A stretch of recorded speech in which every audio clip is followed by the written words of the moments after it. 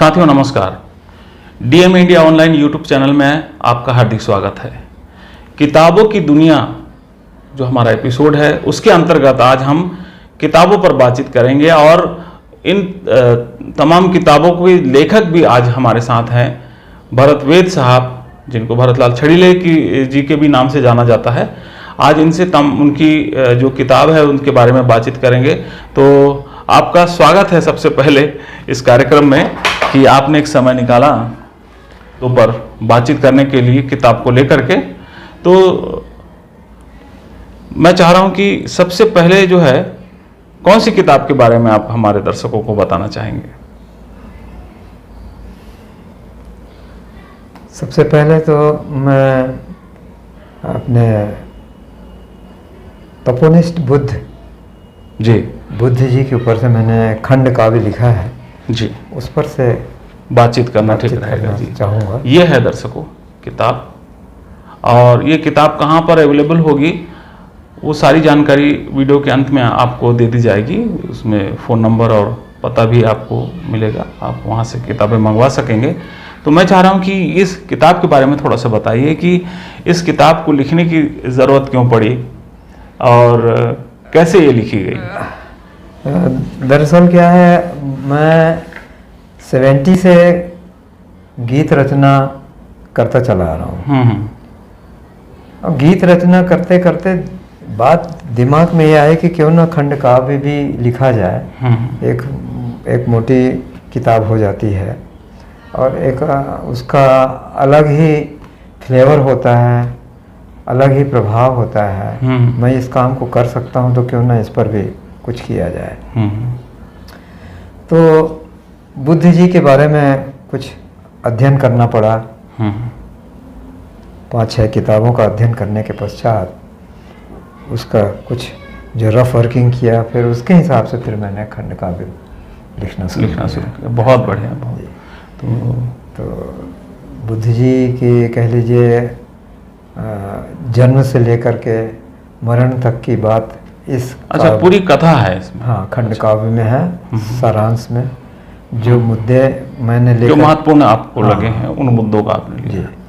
तो मैं चाह रहा हूँ कि अगर आप इसको कुछ अंश का गायन करें तो काफ़ी अच्छा रहेगा हमारे दर्शकों के लिए। जी, मैं कोशिश करता हूँ।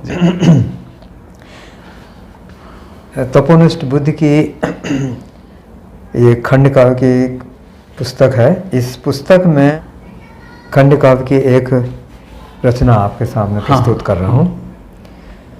चल पड़ा वह सत्य की अन्वेष में, प्रचुर धन परिवार का परित्याग कर।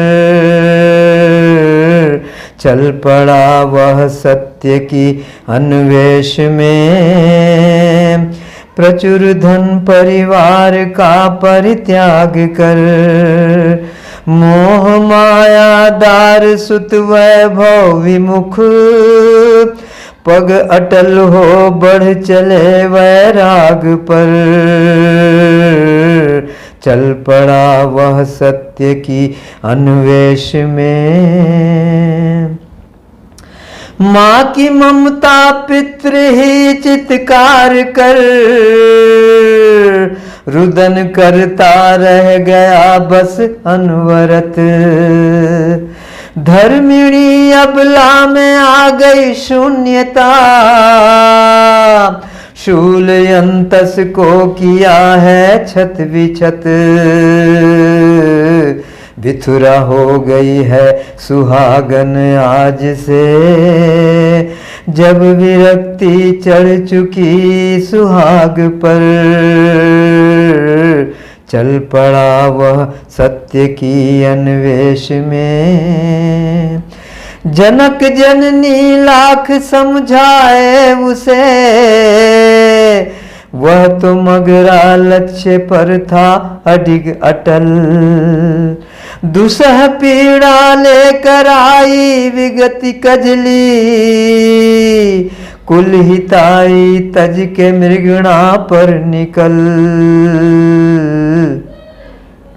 हो के निष्ठुर मोद पलायन कर गया, कैसा निष्प्रिय हो चला निराग धर,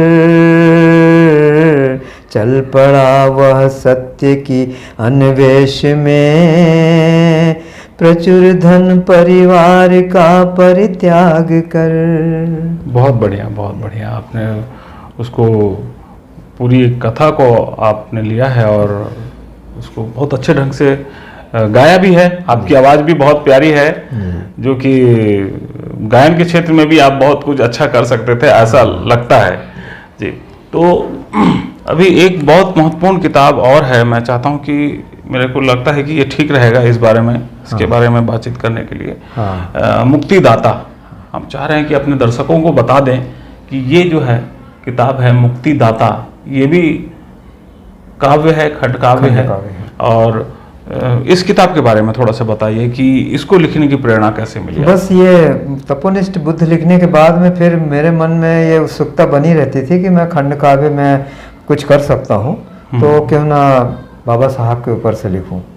तो फिर मैंने 7-8 किताबें जो है इधर उधर से जुगाड़ करके कुछ अपने पास थी उसको ले करके काफ़ी अध्ययन किया और उसके फिर निचोड़ निकाले और निचोड़ के आधार से फिर मैंने खंड काव्य तैयार किया जी। तो इसको भी मैं चाह रहा हूँ कि कुछ पंक्तियाँ जो है अच्छा हमारे दर्शकों को गा के सुना दीजिए तो काफ़ी अच्छा होगा। अच्छा जी जी जी, अवश्य अवश्य, मैं कुछ पंक्तियाँ सुनाता हूँ। एक खंड काव्य एक पूर्वार्ध और उत्तरार्ध दो बातों को लेकर के बढ़ा गया। हाँ। तो पूर्वार्ध में क्या दशा थी दलितों की, वो बात इसमें आई है, उसको मैं आपको तरन्नुम में सुनाता हूँ। हाँ, सुनाइए आप। भारत में मानवता कैसी होती रही कलंकित, ऊंच नीच सदियों से कैसे हो गए महिमा मंडित। भारत में मानवता कैसी होती रही कलंकित, ऊंच नीच सदियों से कैसे हो गए महिमा मंडित। आर्य आक्रमणकारी से अनार्य परास्त हुए जब, हारे हुए अनार्यों को तब दास बनाए जबरन। कोड़े खाते जख्म हराले करते उनकी सेवा, गंदे काम कराते उनसे खाते उनकी जूठन। क्रूर आर्य सब हदें पार कर दानव बन जाते थे, युवा दासियों की असमत से खेले करते खंडित। भारत में मानवता कैसी होती रही कलंकित, जो दासी करती विरोध तो प्राण गंवाने पड़ते, दास करे प्रतिरोध तो उनका अंग भंग कर देते। मूल निवासी होकर भी था जीवन उनका दूभर, कोई चूक हुई तो समझो जुल्म से दामन भरते। जुल्म से उनका कसबल ढीला, मना शक्ति भी निर्बल। क्षीण हो गया बागी तेवर, रहा नहीं बल संचित। भारत में मानवता कैसी होती रही कलंकित, ऊंच नीच सदियों से कैसे हो गए महिमा मंडित। बहुत सुंदर और बहुत अच्छा अपने चित्रण भी किया है और उस युग में ले गए आप जब कभी आर्य यहाँ पर आक्रांता के रूप में आ रहे होंगे। तो इस किताब को जो है कितना समय हुआ लिखने के लिए, इसको कितना समय लगा इसको लिखने? इस किताब को लिखने में कम से कम मुझे 1 साल लगा। 1 साल करीब लगा जी, करीब 1 साल लग गए। वैसे तो तैयारियां मेरी 6 महीने में कंप्लीट हो गई थी, और उसको फिर जब मैं रचना के रूप में सर्जना करना शुरू किया तो करीब 1 साल लगा। उसको बार बार तो पूरा काम करते हुए इसमें 1.5 साल करीब आपको लगे हैं। जी, बहुत शुभकामनाएं हैं और बहुत अच्छी किताब आपने इसको लिखी है, और ये जरूर लोगों के काम आएगी।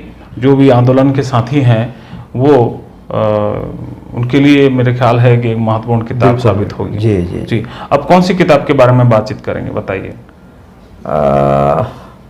अब ये इसमें तो 2 किताब मैंने खंड काव्य के रूप में लिखा, और एक ये खुदा खैर करे है, जो मेरी एक प्रकाशित कृति है, नाटक। जी, ये मैं अपने दर्शकों को बता दूं, ये है किताब खुदा खैर करे। ये मेरा ख्याल है कि पहला नाटक मैंने इसको लिखा है, भ्रष्टाचार के ऊपर से है। और उसके बाद तो फिर मैंने जो गति पकड़ी नाटक में तो लिखते चला ही गया। जी जी। और तो इस किताब के बारे में कुछ बताइए, आपकी कहानी कहाँ से आपको कहानी आपको मिली, आप प्रेरणा? कहानी तो खैर अब ऐसा है कि जब एक लेखक मूड बना करके लिखने के लिए बैठता है, तो मैं तो अक्सर जब समाचार पत्र पढ़ता हूँ तो समाचार पत्र से बहुत सी चीजें अपने को रॉ मटेरियल के रूप में मिलती है। वो सब्जेक्ट, कोई ऐसा सब्जेक्ट अगर मुझको समझ में आता है कि नहीं इस सब्जेक्ट पे लिखा जाना चाहिए, तो उसको मैं नोट कर लेता हूँ। इस नाटक को लिखने के लिए मुझे कहीं इधर भटकना नहीं पड़ा। भ्रष्टाचार पर मेरे सामने एक केंद्र बिंदु था ही कि भाई ये विषय बड़ा व्यापक है, देश में हर जगह भ्रष्टाचार फैला हुआ है, तो इस पर तो मैं खुद ही लिख सकता हूँ। तो मैंने फिर उसके बहुत सारे पॉइंट बनाए और फिर पॉइंट के आधार से उसको लिखा जी, और आगे उसको कंप्लीट किया। जी, बहुत बढ़िया, बहुत अच्छी किताब है ये। और एक किताब है जो मेरे हाथों में है, ये टहनी, ये लघु कथा संग्रह है, जिसमें कहानियाँ जो हैं छोटी छोटी वो शामिल की गई हैं। जी, तो इसके बारे में कुछ बताइए। आपकी इसको लिखने के समय में ऐसी बात आई कि कोरोना काल में आदमी एकदम घर में बंद हो गया था, उम्र कैद जैसी हो गई थी, और समय मेरे पास ज़्यादा थे, तो मैंने सोचा क्यों ना कुछ एक नई विधा लघु कथा पर मैं लिखने की कोशिश करूं, हो सकता है इसमें कुछ मुझे सफलता मिल जाए। तो मैंने उसको लिखने में एक अनूठा प्रयोग भी करना शुरू किया कि जो मेरी कविता थी उन कविताओं को भी उसमें मैंने लेना शुरू किया। अच्छा अच्छा। तो शुरुआत में मैं आपको बताना चाहूँगा संजीव जी कि रचना के आधार पर मैंने लघु कथा लिखी। अच्छा। मेरी जो रचना थी, मैंने कुछ सेलेक्टेड रचनाओं को सामने रखा और उसमें से एक रचना को मैंने देखा कि इस पर से पहले लिखता हूँ मैं कथा। अच्छा, मतलब आपकी जो नाटक है उसको लेकर कथा टहनी कथा जो है लघु कथा संग्रह, उसमें मैंने पहले ये अनूठा प्रयोग किया कि कथा के साथ साथ कविता भी मैं उसमें एक डालते चलूंगा। मैं देख रहा हूँ कि इसमें कविताएं भी जो है काफी इसमें तो कविताएं मैंने उसमें डाला जो कथा से संबद्ध रखते हैं, जो अच्छा तारतम्यता उससे बनी रहे ऐसा करके, तो उसको मैंने लिया। तो पर कथा लिखने के जो मैंने शुरुआत की, तो पहले शुरुआत में मैंने कविताओं के आधार पर कथा लिखा। अच्छा। आप ये देखेंगे जैसे शुरुआत में आप देखेंगे जो है कोई रचना, तो उसको पहले मैंने देखा कि कौन सी रचना है, प्रीत की लौ। अब प्रीत की लौ में मैंने जो रचना डाली है, कैसे हम खुशियों को जीते, दर्द को मत दर्द समझो, दर्द है मन का भरम, वक्त देता चोट हमको, वक्त बनता है मरहम। ये पूरी कविता जो है, इस रचना के आधार पर मैंने पहले कथा को लिखना शुरू किया। उसका पॉइंट बनाया कि इसके आधार पर कौन सी कथा इसमें जुड़ेगी उस हिसाब से, उस आधार से मैंने फिर कथा लिखा। तो इस तरीके से कम 8-10 कविताओं के आधार से कथा बनी। फिर बाद में फिर स्वतंत्र रूप से फिर मैंने लिखा। ये भी एक अलग तरीका है लिखने का, एक प्रयोग आपने किया है। तो ये भी बहुत अच्छी किताब है। साथियों, ये सारी किताबें आपको कहाँ मिलेगी, ये पूरी जानकारी डिस्क्रिप्शन बॉक्स में आप जा करके, फ़ोन नंबर है और पता है, वहाँ आप संपर्क करके किताबें आप ले सकते हैं और इनसे जुड़ सकते हैं। इनका नंबर भी डिस्क्रिप्शन बॉक्स में डला हुआ है।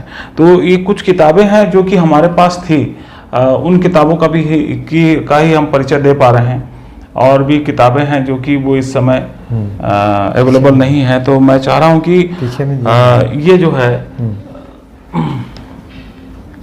ये है आपका,